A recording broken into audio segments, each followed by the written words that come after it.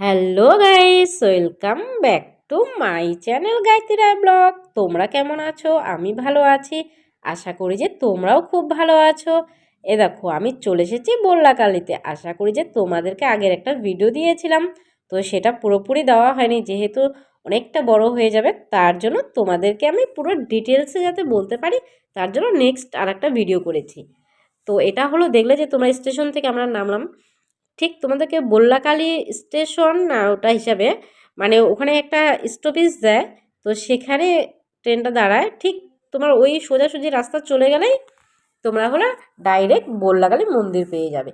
আর দেখো, এখানে হলো গ্রামেরও বাড়ি আছে, কি সুন্দর মাটি দিয়ে বাড়ি করেছে, তো খুব ভালো লাগছে। তো ভাবলাম যে এটা তোমাদের সাথেও শেয়ার করে দিই। তারপরে বলতে বলতে চলে আসলাম আমরা সোজা সেই রাস্তা, সেই একটা রাস্তা ধরেই তোমাদেরকে সেখানে হেঁটেও যেতে পারো। তোমরা যদি চাও যে টোটো নিয়ে যাবে বল্লাকালী মন্দিরে, তো সেটাও যেতে পারো। তো সবার এক একজনের এক একটা ইচ্ছা, যেহেতু আমরা অনেকে ছিলাম, ভাবলাম যে এখান থেকে তো আর বেশি দূর না, তোমরা স্টেশনে নামার পরে, নামার থেকে তোমাদের ধরে রাখো যে 1 কিলোমিটারের মতো যেতে হবে, তার থেকে কমই হবে কিন্তু বেশি হবে না, মানে ওই 1 কিলোমিটারের কাছাকাছি বলতে পারো। তো ততটুকুন দূর চলে গেলে তোমরা পেয়ে যাবে। আর এটা হলো বল্লাকালী রাস্তা। আর কোথায় থাকবো, তো সেই জায়গাটা প্রথমেই দেখছিলাম, কারণ কেন এখানে কি রুম পাওয়া যায় না পাওয়া যায় আমি সব তোমাদের ডিটেলসেই বলবো। একটু ধৈর্য ধরে ভিডিওটি দেখো, আমি শেষে তোমাদের পুরোটাই বলার চেষ্টা করব। এ দেখো, প্রথমে আমরা হচ্ছে যে আগে একটু কিছু খাওয়া দাওয়া করে নিই, যেহেতু খিদে পেয়েছে। কিছু খাওয়া হয়নি, তো আমরা আগের বার যখন এসেছিলাম, তো ওখানে একটা জায়গা ছিল, তো সেখানে প্রথমে আগে রেস্ট নিয়েছিলাম, খাওয়া দাওয়া করেছিলাম, তারপরে গিয়ে আমরা অন্য কিছু দেখেছি। তো এবার সেই রাস্তাটা পাচ্ছি না। প্রথমে একটা গলি ছিল, তো সেই গলিটাও ভুলে গেছিলাম। দেখো, অনেকদিন আগে আসা, তো মনে তো থাকে না, আর এত ভিড়ের মধ্যে তো সেই জায়গা খুঁজতে খুঁজতে পেয়ে গেছি।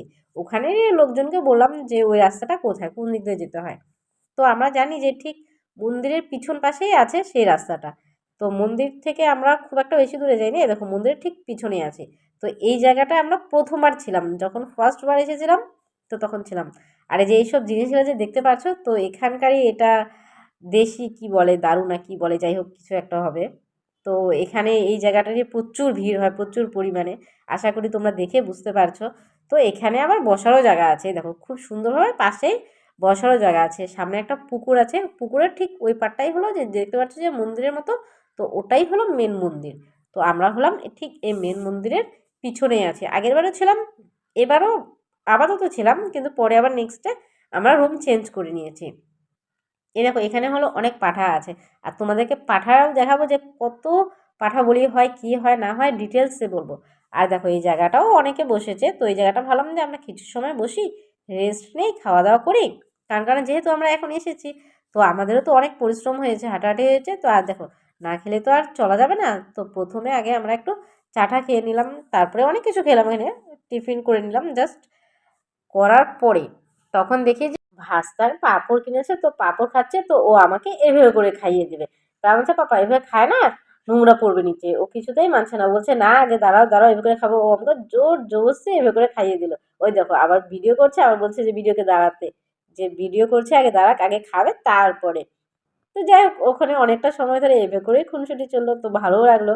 অনেকটা সময় পরে বসারও জায়গা পেলাম, খুব কষ্ট হচ্ছিলো। আর দেখো খাওয়াচ্ছে, আবার দেখাচ্ছে, তো একটু পরপর খালি ওগুলো খাচ্ছে। তো বলছে, ওকে খালি বলছে বারবার এটা করতে হবে। দেখো ও, দেখো ভিডিও করে, আবার ও বলে যে এইভাবে করে আগে খেতে হবে। তাহলে না পাপা তুই এখন খা, আমরা আবার আর একটা জায়গা দেখি, তো আমাদেরকে তো অন্য জায়গায় যেতে হবে। তো এখানে তো জাস্ট আমরা টিফিনটা সেরে নিলাম। প্রচণ্ড পরিমাণে খিদেও পেয়েছিল, আর ট্রেনে এমন একটা জায়গায় বসেছিলাম যে কিছু খাওয়ারও যাচ্ছিল না, খুব কষ্ট হচ্ছিল। তো যাই হোক, কোনো ব্যাপার নয়, অতটুকুন কষ্ট তো করতে হবে, বলো কোনো মন্দিরে যেতে গেলে কষ্টটা তোমাদের করতেই হবে। বলতে বলতে রাত হয়ে গেল। পাশেই দেখো এই পুকুরটা ছিল, প্রথমে আমরা ভেবেছিলাম যে হয়তোবা এই পুকুরেই সবাই স্নান করে তারপরে যায়। তারপরে চলে আসলাম যে কোথাও ওখানে একটা পাশাপাশি কোথাও থাকার জায়গা হয় কি না। তো এই পাশে থাকার জায়গাগুলো দেখো যিনি কেমন টাইপের, তো খুব একটা ভালো লাগলো না, যেহেতু একটু গ্রাম সাইড টাইপেরও আছে বলা চলে। তো দেখো এই পাশে হলো জাস্ট উপরে হলো একটা চালের মতো দেওয়া, আর নিচে খেয়ার বিছানো, আর পাশাপাশি কিছুই নেই। তো বললাম তাহলে আমাদের যে জায়গায় আমরা ছিলাম, তো সেই জায়গাটা খুব ভালো ছিল। তার জন্য তোমাদেরকে এটাও শেয়ার করে দিলাম যে এখানে বলছিল যে পার হেড 200 টাকা করে লাগবে। তো বললাম তাহলে তার থেকে ভালো আমরা যেখানে আছি সেই জায়গাটা অনেকটাই বেটার আছে। বেশ কয়েক জায়গা দেখলাম, কিন্তু ওই সেমই দেখালো। রেট তো অনেকটাই আছে, কিন্তু সেমন তো জায়গা নয় না যে সেখানে থাকা যাবে বা কিছু। তারপরে চলে আসলাম আমরা ওই অতিথি নিবাসে হাঁটতে হাঁটতে। তো ভাবলাম যে অতিথি নিবাসে উপরটা দেখে আসি। আর এই উপরে যদি থাকতে হয় তাহলে তোমাকে হলো ২ মাস আগে বুকিং করতে হবে। আর দেখো অতিথি নিবাসে এখানে খুব একটা বেশি রুম নেই, কিন্তু দেখো এত লোক, এত পুণ্যার্থী, তো এরা কোথায় থাকবে? এদের থাকার মতো তো খালি এই একটা অতিথি নিবাস হলে হবে না, না? কারণ এখানে দেখো লাখ লাখ লোকের ভিড়। তো এখানে হলো দেখো মোটামুটি তোমার ভিড় প্রচুর হয় বলা চলে, কারণ উত্তরবঙ্গে এইটাই হলো সবথেকে বড় মেলা। এই দেখো তোমাদেরকে আমি উপর থেকে ভিউটা দেখাচ্ছি, অতিথি নিবাসের ঠিক উপর থেকে। আর ভিউটাও দেখতে কিন্তু খুব সুন্দর লাগছে। আর দেখো যত বেলা বাড়ছে ততই কিন্তু ভিড় হচ্ছে, দেখো প্রচুর পরিমাণে ভিড়। আর আমি দাঁড়িয়ে আছি এখন বর্তমানে হলো অতিথি নিবাস। আর দেখো এই যেখানে রুমগুলোতে দেখতে পাচ্ছ, তো এইসব রুমে থাকা হয়। তো ওখানকারই লোক বললো যে না, এখানে তোমাদেরকে থাকতে হলে অনেকটা দিন আগে আসতে হবে। তো তার জন্য আমরা বললাম যে আমাদের তো আগে বুকিং করা নেই। তো বললো তাহলে নিচে আছে রুম, তো ওখানে যেভাবে থাকে সবাই, তো ওইভাবে করেই থাকা যাবে। তো ওখানে আমরা ছিলাম, তো ভালো লেগেছে। কারণ কেননা সেই জায়গা না থাকলেও আমাদের খুব অসুবিধা হতো, কারণ বাচ্চা কাচ্চা নিয়ে কোথায় থাকতাম। সবাই মিলে আছে যেহেতু, ছোট ছোট বাচ্চা কাচ্চা আছে। আর দেখো ঠান্ডা তো কম বেশি সবারই লাগবে। আর তোমাকে রুম পেতে হলে তোমাকে অনেকটা দূরে হয়তো বা গিয়ে থাকতে হতে পারে। দেখো যেহেতু মন্দিরটার সামনে আছে, তো ভাবলাম যে মন্দিরের সামনে থাকলে ভালো হয়, যেহেতু এখানে আবার পূজা টুজা দিতে আসবো। তো তার জন্য সামনাসামনি হলে সুবিধা হয়। আর দেখো মেলাটা কিন্তু অনেক বড়, তোমাদেরকে কিন্তু আমি দেখিয়ে শেষ করতে পারবো না যে এত বড় মেলাটা। অনেকটাই বড়। তোমরা কে কে বল্লাকালী মেলাতে এসেছো তোমরা সেটা কমেন্টে জানো। এখানে এই একটা জিনিসেরই আমার অসুবিধা মনে হয়, কারণ এখানে থাকার জায়গাটা সত্যি কথা বলতে খুবই অসুবিধা হবে। দেখো সে ২ মাস আগে সবাই তো, আর দেখো ২ মাস আগে তো প্ল্যান থাকে না, না সবার আসার, যে ২ মাস আগেই তাকে বুকিং করতে হবে বা কিছু। যদি সেমন কোনো এভেলেবেল রুম পাওয়া যেত, যেহেতু এত বড় একটা মেলা হয়, বা থাকার জন্য যদি সেমন কিছু ব্যবস্থা করতো, যেমন দেখো গঙ্গাসাগর মেলা, সেখানেও কিন্তু দেখো রুম আছে, কিন্তু মানে সেখানে যেমন তিরপাল টিরপাল টানিয়ে টানিয়ে ওখানে খুব সুন্দরভাবে ব্যবস্থা করে দিয়েছে। তো ভালো লাগে, কারণ দেখো এত লাখ লাখ লোক আসে। তো সেই জায়গাটাও যদি এখানেও যদি এমন টাইপের কিছু করতো, তাহলে হয়তো বা খুব ভালো হতো। না হলে দেখো এখানে এত লোকের জন্য কোথায় জায়গা দেবে বলো? তো একটু কিছু তো ওখানে ব্যবস্থা করা দরকার, কিন্তু এই একটা জিনিসেরই খুব সমস্যা। আর বিশেষ করে এখানে বাথরুম ঠাথরুম এসবের তো মানে আরও বেশি অসুবিধা। দেখো সবাই পূজা দিতে আসবে, তো সবাই একটু স্নান টান করে ঠোরে, তো তবেই তো যাবে সবাই মন্দিরে পূজা দিতে। তো সেটাই তো আমরা করি নর্মালি। এখানে থাকার জায়গা খুবই অসুবিধা সত্যি কথা বলতে। আমি জানি না কার কি মনে হয়, কিন্তু আমি যে দুবারই গেছি কিন্তু এখানে থাকার জায়গা ছিল না। আর যেমনটা ছিল তোমাদেরকে তো আমি দেখালাম যে কেমন অবস্থাতে ছিল। তো সেটার থেকে আমাদের এই অতিথি নিবাসটা অনেকটাই বেটার ছিল, যেখানে কমসে কম মাথার উপরে একটা তো ছাদ তো থাকবে। অন্তত পক্ষে এটা তো আশা করা যেতেই পারে, তাই না বলো? সবাই মিলে একসাথে থাকলাম সে ঠিক আছে, কিন্তু একটা যদি উপরে ছাদ-টাদ থাকে তবে না একটু ভালো লাগবে।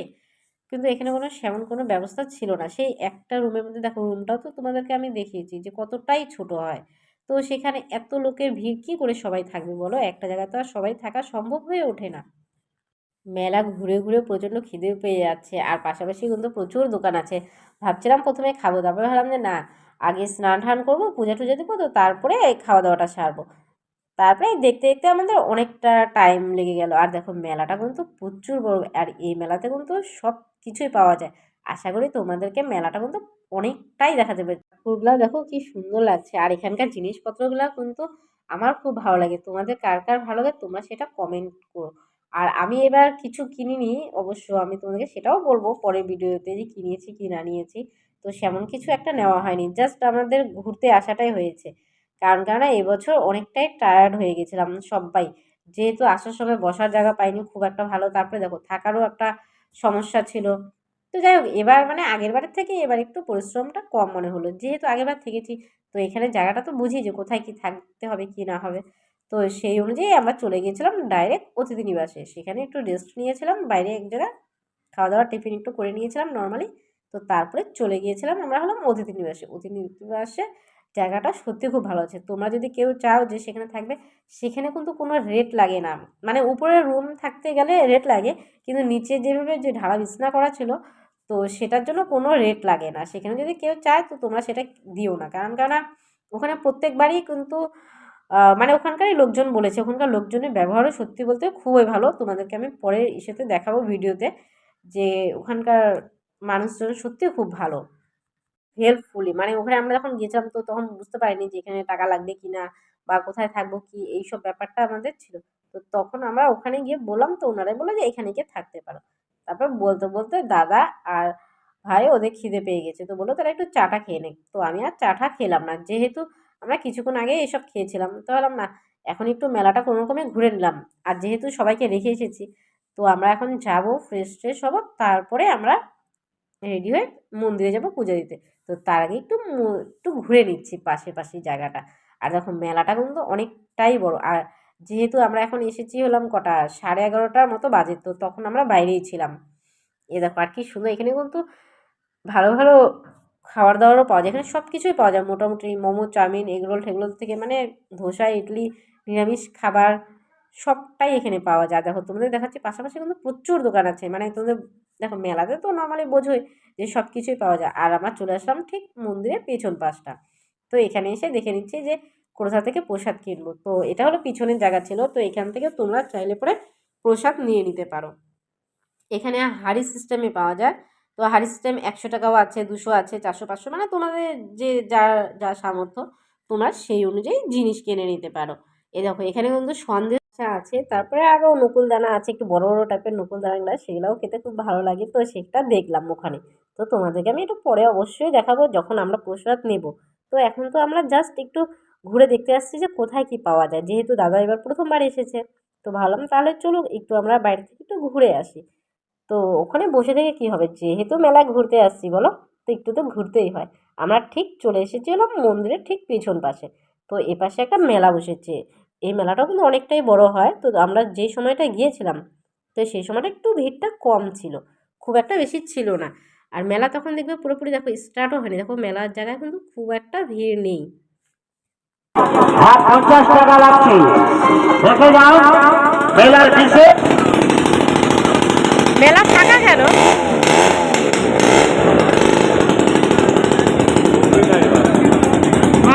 দেখো মেলার কি আওয়াজ, কি ওখানে কি সুন্দর যে গাড়িগুলা যে চালায়, তো ওই সব গাড়িগুলো ছিল, খুব ভালো লাগছিল।